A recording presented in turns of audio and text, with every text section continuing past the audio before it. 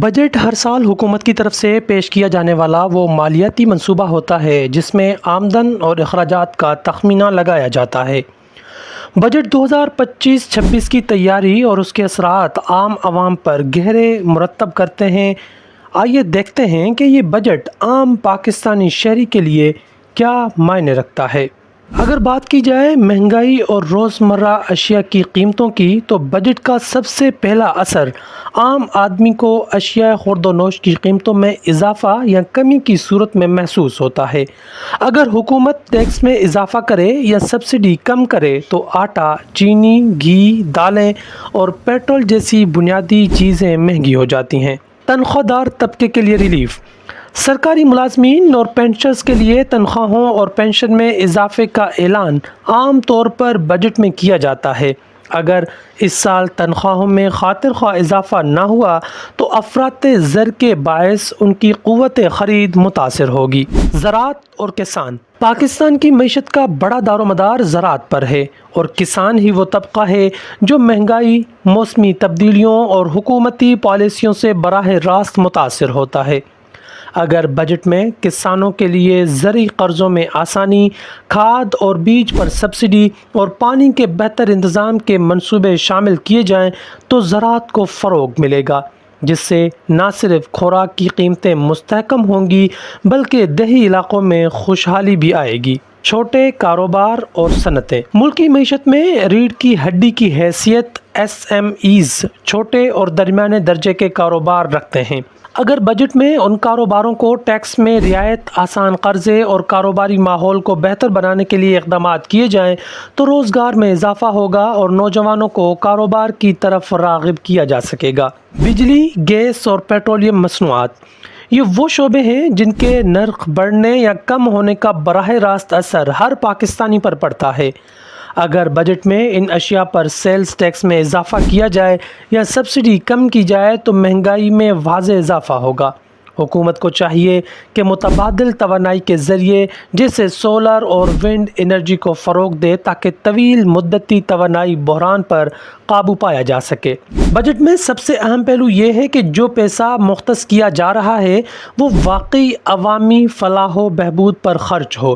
اگر کرپشن اور بدعنوانی کو روکا جائے، فنڈز کا شفاف استعمال ہو اور ہر منصوبے کا عوام کے سامنے حساب رکھا جائے تو بجٹ کی افادیت میں کئی گنا اضافہ ہو سکتا ہے۔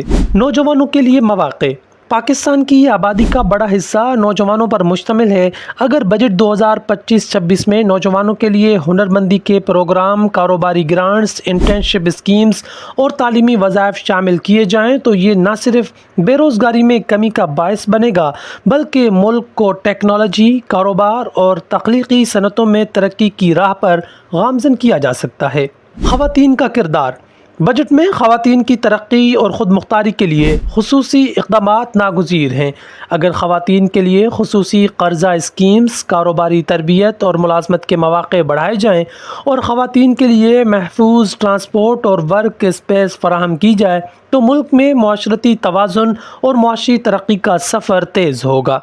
موسمیاتی تبدیلی اور ماحولیاتی تحفظ۔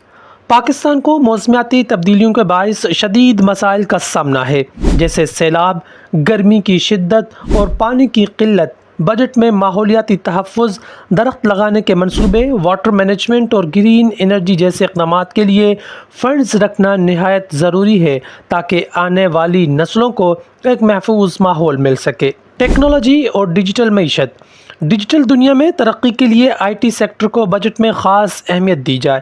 اگر soft where export, free lancing اور اسٹارٹ اپ کلچر کے فروغ کے لیے ٹیکس میں چھوٹ، تربیتی پروگرامز اور سرمایہ کاری کے مواقع فراہم کیے جائیں تو نوجوانوں کو عالمی سطح پر روزگار اور کاروبار کے مواقع حاصل ہوں گے۔ وفاق اور صوبوں کے درمیان مالی توازن۔ نیشنل فائنانس کمیشن ایوارڈ ایک مضبوط وفاق کی بنیاد، منصفانہ وسائل کی تقسیم پر این ایف سی کے ذریعے وفاق اور صوبوں کے درمیان آمدنی کی تقسیم کو بہتر بنایا جائے تاکہ تمام صوبے اپنی ضروریات کے مطابق منصوبے بنا سکیں۔ اگر کسی ایک علاقے کو مسلسل نظر انداز کیا جائے تو محرومی اور احساس بیگانگی بڑھ سکتی ہے۔ بجٹ ایک موقع ہوتا ہے، ایک نیا آغاز، اگر اسے سنجیدگی، دیانتداری اور عوامی مفاد کے تحت ترتیب دیا جائے تو یہ غربت کے خاتمے، ترقی کے فروغ اور ایک خوشحال پاکستان کی جانب عملی قدم بن سکتا ہے۔ بجٹ 2025-26 کی کامیابی کا دار و مدار اس بات پر ہے کہ آیا یہ عام عوام کی مشکلات کو مد نظر رکھتے ہوئے ترتیب دیا گیا ہے یا نہیں۔ ایک متوازن، منصفانہ اور عوام دوست بجٹ ہی ملک کی ترقی اور خوشحالی کی بنیاد بن سکتا ہے۔